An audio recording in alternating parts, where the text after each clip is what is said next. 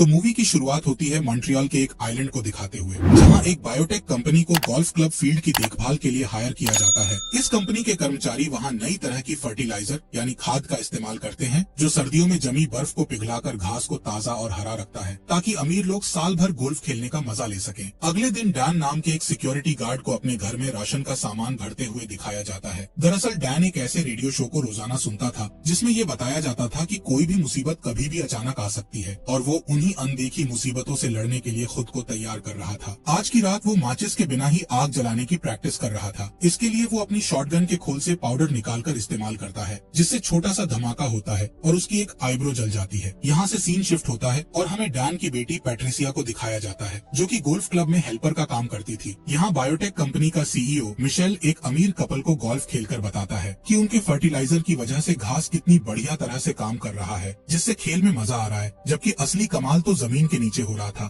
जहाँ फर्टिलाइजर कई गुना फैलकर जमीन के नीचे मौजूद उस पानी को खराब कर रहा था, जो पूरे टाउन को सप्लाई होता था। नेक्स्ट सीन में जैक्स नाम के एक्टर को दिखाया जाता है, जो कि स्टूडियो के नल से एक ग्लास पानी पीने के बाद अपने घर के लिए सामान खरीदने जाता है, जहाँ स्टोर में रखे हुए फल और सब्जियों को नल के पानी से ही धोया जाता था और उन्हें सूखने से बचाने के लिए भी नल का पानी ही यूज किया जाता था। अचानक जैक्स को चक्कर आने लगते हैं, पर थोड़ी देर के लिए वो उसे इग्नोर कर देता है। घर पहुंचने पर वो देखता है कि उसके दांत ग्रीन कलर में बदलते जा रहे थे और उसके पेट में अजीब सी आवाज आ रही थी। जब वो अपनी वाइफ को ढूंढते हुए बाथरूम में जाता है, तब तक वो पूरी तरह से ज़ॉम्बी बन चुका होता है। वो अपनी वाइफ को काट कर उसका मांस खाने लगता है और उसके ऐसा करते ही वो भी ज़ॉम्बी बन जाती है। इसके बाद जैक्स भी टब में घुस जाता है और दोनों की ग्रीन आंखें धुंधली होने लगती हैं। उधर गोल्फ क्लब में मिशेल और वो कपल मेन बिल्डिंग की तरफ जाते हैं और ये देखकर हैरान होते हैं कि वहाँ कोई भी नहीं था। अचानक एक आदमी भागता हुआ आता है और चिल्लाते हुए कहता है कि लोग बीमार हो रहे हैं, इसलिए उन्हें भी वहाँ से भाग जाना चाहिए। तभी वहाँ ढेर सारे एम्प्लॉयज उसका पीछा करते दिखाई देते हैं। वो सब के सब ज़ॉम्बी बन चुके थे। उसी वक्त एक डॉग भी दिखाई देता है, जिसे देखकर वाइफ उसे अपने पास बुलाती है, पर वो गुस्से से उसके ऊपर जंप करता है और उसकी गर्दन में काट लेता है। ये देखकर उसका हस्बैंड और मिशेल डॉग को दूर फेंक देते हैं। तभी उन्हें दूसरे ज़ॉम्बीज वहाँ से भागते हुए दिखाई देते हैं। तब वो औरत भी ज़ॉम्बी में बदलने लगती है, जबकि दोनों आदमी जल्दी से बिल्डिंग के अंदर घुसकर दरवाजा बंद कर लेते हैं। लेकिन डॉग भी चुपके से बिल्डिंग के अंदर घुस जाता है और उस औरत के हस्बैंड के पैर में काट लेता है, इसलिए वो लोग उसे अलग कमरे में बंद कर देते हैं। तब तक सारे ज़ॉम्बी दरवाजे पर इकट्ठे हो जाते हैं और जोर जोर से दरवाजा नॉक करने लगते हैं। इतने में हस्बैंड भी ज़ॉम्बी बन जाता है और मिशेल का पीछा करने लगता है, जो हाथ में एक चाकू लिए किचन में छिप जाता है। नेक्स्ट सीन में डैन को दिखाया जाता है, जिसे एक बूढ़ी औरत फोन करके कहती है कि उसके पड़ोसी शोर शराबा कर रहे हैं और आपस में लड़ रहे हैं। जब वो वहाँ पहुँचकर बेल बजाता है तो उसके पड़ोसी बाहर निकल कर आते हैं, जो कि ज़ॉम्बी बन चुके थे। तभी वो बूढ़ी औरत भी ज़ॉम्बी बन जाती है और डैन का पीछा करने लगती है। डैन जल्दी से कार के अंदर छुप जाता है और मदद के लिए पुकारता है, लेकिन कोई वहाँ नहीं आता। सड़कों पर दौड़ते ज़ॉम्बीज को देखकर डैन को अपनी बेटी पैट्रिसिया की फिक्र होने लगती है और वो उसे कॉल लगाता है, लेकिन पैट्रिसिया भी ज़ॉम्बी से बचकर भाग रही होती है, इसलिए वो कॉल नहीं उठा पाती, जिससे डैन को उसकी फिक्र होने लगती है। इसलिए डैन कंपनी की कार को छोड़कर अपनी कार निकाल लेता है और एक हथियार लेकर अपनी बेटी को ढूंढने चला जाता है। नेक्स्ट सीन में हम आंद्रे नाम के लड़के को अपनी छोटी बहन एनी के लिए दूध बनाते हुए देखते हैं, जिसके लिए वो नल के पानी का यूज करने ही वाला होता है। तभी उसकी माँ उसे बोतल वाले पानी का यूज करने के लिए कहती है। आंद्रे खुद कभी नल का पानी नहीं पीता था। उसे जब भी प्यास लगती वो सोडा या किसी और तरह की ड्रिंक पी लिया करता था। जल्दी ही उसकी माँ को चक्कर आने लगते हैं, जिस पर आंद्रे कहता है कि ज्यादा एक्सरसाइज करने के कारण उन्हें चक्कर आ रहे होंगे। थोड़ी ही देर में उसकी माँ ज़ॉम्बी बन जाती है और आंद्रे पर अटैक करने के लिए उसके पीछे भागने लगती है। आंद्रे डर कर बाहर निकल जाता है और भागते भागते लड़खड़ाकर गिर जाता है, पर जैसे ही वो आंद्रे पर अटैक करने वाली होती है, डैन उसे अपनी कार से ठोक देता है, जिससे वो घायल हो जाती है। आंद्रे अपनी माँ की ऐसी हालत देखकर उसे बचाने जाता है, लेकिन डैन उसे रोक देता है और कहता है कि ये वक्त इमोशनल होने का नहीं बल्कि अपनी जान बचाने का है। वो उसे अपने घर में छुप जाने का कहकर वहाँ से चला जाता है। तभी वहाँ और भी ज़ॉम्बीज आने लगते हैं। ऐसे में आंद्रे अपनी माँ को वहाँ नहीं छोड़ सकता था, इसलिए वो उसे पैर से घसीटते हुए घर के अंदर ले आता है और घर के सारे दरवाजे बंद करने के बाद वो मदद के लिए पुलिस को कॉल लगाता है, जहाँ उसे एक रिकॉर्डेड मैसेज मिलता है कि पूरा आइलैंड क्वारंटीन है। नेक्स्ट सीन में उस ब्रिज को दिखाया जाता है जो उस आइलैंड को मेन सिटी से जोड़ता था। यहाँ कुछ पुलिस वाले खड़े थे जिन्होंने ब्रिज के दरवाजे बंद कर दिए थे, ताकि कोई भी बाहर का आदमी अंदर ना आ सके और अंदर का आदमी बाहर ना जा सके। सीन शिफ्ट होता है और आंद्रे की माँ उसकी छोटी बहन एनी पर अटैक करने जाती है, लेकिन आंद्रे उसे घसीटकर बाथरूम में बंद कर देता है, जहाँ उसकी नजर शावर से टपकते हुए पानी पर पड़ती है और वह टब में घुस जाती है। उधर एनी लगातार रोती रहती है, जिसकी आवाज सुनकर बहुत सारे ज़ॉम्बी दरवाजे के बाहर इकट्ठा हो जाते हैं। आंद्रे उसे तकिया, कंबल और एक प्लास्टिक से कवर कर देता है, जिससे उसकी आवाज बाहर सुनाई ना दे। थोड़ी देर में सारे सारे zombies वापस चले जाते हैं। कुछ देर बाद आंद्रे की कैट पेट डॉर से वापस घर के अंदर लौट आती है और वहीं से एक ज़ॉम्बी घर के अंदर घुस जाता है और वो आंद्रे को पकड़ने ही वाला होता है। तभी आंद्रे घर से निकल जाता है और ज़ॉम्बी भी हिलना बंद कर देता है। लेकिन जैसे ही आंद्रे गोल्फ स्टिक लेकर वापस आता है, ज़ॉम्बी छुप जाता है। नेक्स्ट सीन में पैट्रिसिया को दिखाया जाता है जो ज़ॉम्बीज से बचने के लिए एक गराज में छिप जाती है और हेल्प के लिए अपने डैड डैन को कॉल लगाती है। डैन तुरंत वहाँ पहुँच जाता है और देखता है कि गराज के बाहर ढेर सारे ज़ॉम्बीज मौजूद हैं। वो अपना चाकू निकाल लेता है और उससे कुछ ज़ॉम्बीज को मार डालता है और कुछ को जमीन पर गिरा देता है। इसके बाद वो अंदर जाता है। उसी वक्त ब्रिज पर मौजूद पुलिस वाले वहाँ से हट जाते हैं क्योंकि मिलिट्री वाले ज़ॉम्बी से अफेक्टेड एरिया को बॉम्ब से उड़ाने लगते हैं। इससे पूरे टाउन में पावर कट हो जाता है। अगली सुबह एनी की आया काम पर आने के लिए ब्रिज के पास पहुँचती है तो देखती है कि वो टूट चुका है। इस बीच आंद्रे अपने घर की खिड़की से ज़ॉम्बीज का वीडियो बनाने लगता है और उसी वक्त नेट पर प्रेस कॉन्फ्रेंस दिखाया जाता है जहाँ रक्षा मंत्री लोगों को बताता है कि हम लोगों ने आइलैंड की सुरक्षा की खातिर ब्रिज को डिस्ट्रॉय कर दिया है और अभी स्थिति नियंत्रण में है। तभी आंद्रे के फोन की बैटरी डाउन हो जाती है। इसके बाद वो अपनी माँ को चेक करने के लिए अंदर जाता है और देखता है कि उसकी माँ ग्रीन कलर के चिपचिपे मटेरियल से ढक गई है। अचानक उसकी माँ एनी पर अटैक करने लगती है। तब आंद्रे उनका ध्यान बटाने के लिए शोर करने लगता है और उनकी फेवरेट सब्जी को उनके सामने हिलाने लगता है जिससे अट्रैक्ट होकर उसकी माँ उसके पीछे भागने लगती है। ऐसा करते करते वो दोनों लिविंग रूम में पहुँच जाते हैं जहाँ गलती से उसकी माँ टीवी स्टैंड से टकरा जाती है और टीवी उनके ऊपर गिर जाता है जिससे उनकी मौत हो जाती है। दुखी मन से आंद्रे अपनी माँ को वापस बाथरूम के अंदर ले आता है और देखता है कि उनके जख्मों पर घास उगने लगे थे। फिर वो उनके फोन को उठाता है लेकिन वो फोन भी टूट चुका था। इसके बाद आंद्रे एक सीढ़ी लेकर सामने के दरवाजे से बाहर की तरफ देखता है जहाँ ढेर सारे ज़ॉम्बीज खड़े थे जैसे कि वो उसी के बाहर आने का इंतजार कर रहे हों। अब वो भी घर के अंदर रहकर थक चुका था इसलिए वो एनी को बेबी कैरियर में डालकर हाथ में गोल्ड स्टिक लेकर घर का दरवाजा खोल देता है जिससे ज़ॉम्बीज घर के अंदर कैट को देखकर उसे पकड़ने के लिए घर के अंदर घुसते हैं और रास्ता साफ देखकर आंद्रे तुरंत वहाँ से भाग खड़ा होता है। वो ग्रोसरी स्टोर की तरफ भागता है और ज़ॉम्बी भी उसके पीछे पीछे भागते हैं लेकिन सारे दरवाजे बंद होते हैं और वो ज़ॉम्बीज से घिर जाता है। तभी अचानक एक दरवाजा खुलता है और डैन उसे अंदर खींच लेता है। डैन कल से वहीं पर डेरा जमाए हुआ था इसलिए उसने वहाँ कैंपिंग के लिए जगह भी बना ली थी लेकिन उसके पास इस सिचुएशन से निपटने का कोई ठोस प्लान नहीं था। सारे बोट्स भी पहले ही वहाँ से जा चुके थे और पानी में तैर कर जाना मतलब सीधा मौत को दावत देना था। नेक्स्ट सीन में आंद्रे अपनी बहन एनी को देखने जाता है। तभी एनी की नजर एक दरवाजे के अंदर लॉक हुए ज़ॉम्बी पर पड़ती है जो और कोई नहीं बल्कि पैट्रिसिया थी। डैन को उम्मीद थी कि बाद में कोई ना कोई उसे ठीक कर देगा इसलिए उसने उसे बंद करके रखा था। उधर गोल्फ क्लब में मिशेल सभी दरवाजों को सैनिटाइज करता है। इसके बाद अपने कंपनी वालों को कॉल लगाता है जो उसे बताते हैं कि एक्सपर्ट लोग हेल्प करने के लिए आ रहे हैं लेकिन उसे भी कंपनी के नियम मानने होंगे। तभी एक ज़ॉम्बी डॉग उस पर भौंकने लगता है जिसे वो लात मारकर भगा देता है। यहाँ इस बात का खुलासा होता है कि उसने अपने एक दोस्त का मर्डर भी किया था। उधर स्टोर में डैन आग जलाने की कोशिश में नाकाम हो जाता है। तब आंद्रे लाइटर यूज करके आग जला देता है। खाना खाते वक्त वो लोग डैन के फेवरेट रेडियो शो को सुन रहे होते हैं जिसमें ज़ॉम्बी अटैक के लिए आतंकवादियों को जिम्मेदार ठहराया जाता है। उस शो का होस्ट रक्षा मंत्री का इंटरव्यू लेता है जो सभी सवालों का गोलमोल जवाब देता है जिससे होस्ट को शक होता है कि कहीं गवर्नमेंट ज़ॉम्बीज से निपटने के लिए लोगों की जान की बलि ना चढ़ा दें। तभी डैन रेडियो स्टेशन में फोन लगाकर उन्हें बताता है कि कुछ लोग बचे हैं जिन्हें हेल्प की जरूरत है, जिस पर होस्ट कहता है कि दुनिया के बाकी लोग नहीं चाहते कि हर जगह इन्फेक्शन फैले, इसलिए वो पहले उससे पूरी जानकारी लेता है कि वो लोग कहाँ हैं और क्या कर रहे हैं। उसकी बकवास से चिढ़कर डैन फोन रख देता है। इसके बाद डैन और आंद्रे मिलकर इन्फेक्शन फैलने का रीजन जानने की कोशिश करते हैं ताकि वैक्सीन बना सके।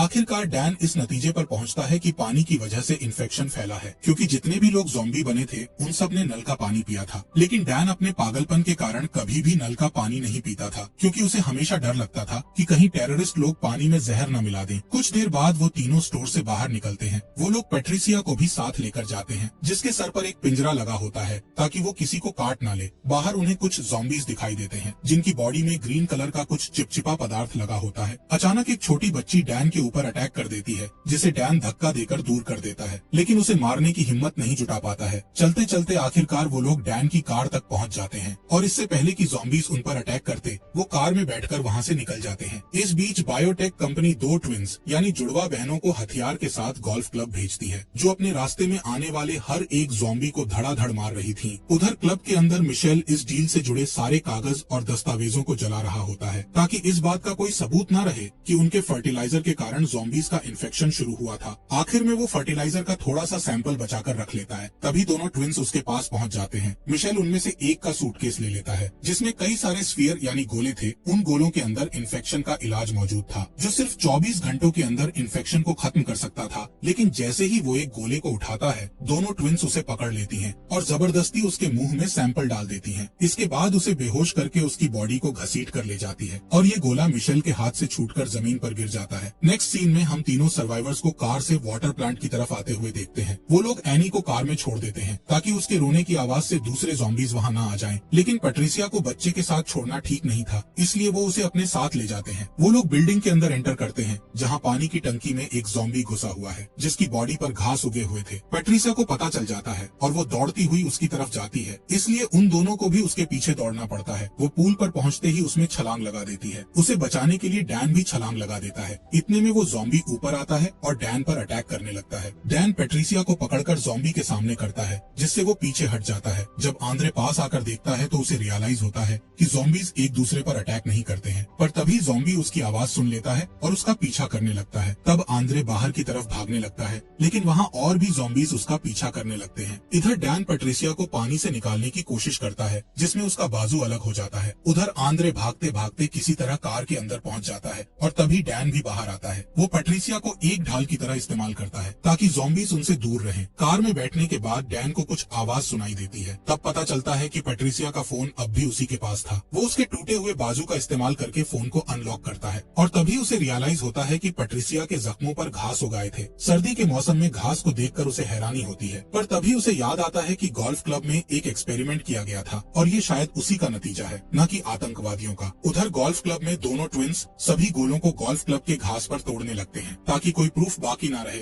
तभी डैन की कार वहाँ पहुँच जाती है और वो लोग उस अजीब से धुएं को नोटिस कर लेते हैं। आंद्रे फोन निकालकर सब कुछ रिकॉर्ड करने लगता है। इसके बाद वो लोग फ्रंट डोर की तरफ जाते हैं, लेकिन वो लॉक होता है। तब डैन अंदर जाने के लिए दूसरा रास्ता ढूंढता है। वो छत पर चढ़कर अंदर घुस जाता है और दरवाजा खोल देता है ताकि बाकी लोग भी अंदर आ जाएं। उसके बाद पैट्रिसिया को एक स्टोरेज रूम में बंद कर देता है, जबकि आंद्रे चेयर्स की हेल्प से एनी के लिए सोने का इंतजाम करता है। उसके बाद डैन और आंद्रे पूरी बिल्डिंग की छानबीन करते हैं। तभी उन्हें वो डॉग दिख जाता है जो अभी तक जिंदा था और उसकी पूरी बॉडी में घास उग आए थे। ठीक तभी डैन को चक्कर आने लगते हैं। उधर एनी भी जोर जोर से रोने लगती है। तब आंद्रे उसे चुप कराने के लिए दौड़कर उसके पास जाता है और देखता है कि वो अपने बिस्तर से गायब थी। इधर आंद्रे अपनी बहन को ढूंढ रहा होता है। उधर डैन अंधेरे गलियारे की तरफ जाता है जहाँ जमीन पर कुछ बॉम्ब पड़े हुए थे जिससे बिल्डिंग उड़ सकती थी। अब तक उसकी तबीयत भी बिगड़ने लगी थी, लेकिन वो हिम्मत नहीं हारता और उस रूम तक पहुँच जाता है जहाँ सारे बॉम्ब टाइमर से कनेक्टेड थे। अब तक डैन काफी कमजोर हो चुका था, इसलिए वो चक्कर खाकर गिर जाता है और उसे उठने में दिक्कत होती है। तब वो पैट्रिसिया के टूटे हुए हाथ से टाइमर को ऑफ कर देता है। तभी उसकी आंखें भी ग्रीन होने लगती हैं। इधर बिल्डिंग के बाहर खड़ी ट्विंस देखती हैं कि काफी वक्त गुजरने के बाद भी बिल्डिंग ब्लास्ट नहीं हुई थी, इसलिए वो चेक करने के लिए अंदर जाती है। उन्हें किचन के अंदर एनी दिख जाती है। वो लोग उसे फर्टिलाइजर खिलाकर वहाँ से चले जाते हैं। उधर आंद्रे अपनी बहन को ढूंढते हुए उस रूम तक पहुँचता है जहाँ ज़ॉम्बी बना हुआ मिशेल बंद था। ये देखकर वो दूसरी तरफ जाता है और वहाँ उसे अपनी बहन मिल जाती है, जिसे लेकर वो जाने ही वाला होता है कि दोनों ट्विंस उसका रास्ता रोक लेती हैं। उनमें से एक एनी का मुंह बंद कर देती है और दूसरी आंद्रे को फर्टिलाइजर खिलाने लगती है। लेकिन इससे पहले ही एनी ज़ॉम्बी बन जाती है और ट्विन के हाथ में काट लेती है, जिससे फर्टिलाइजर का सैंपल गिर जाता है। तभी डैन दूसरे ट्विन पर अटैक कर देता है और वो उसे काट लेता है। अब आंद्रे जैसे ही पीछे हटता है, उसका पैर वहाँ गिरे हुए इलाज वाले गोले पर पड़ जाता है, जिससे गोला टूट जाता है और चारों तरफ धुआं फैलने लगता है, जिससे एनी और डैन धीरे धीरे ठीक होने लगते हैं। अब डैन आंद्रे का पीछा करने लगता है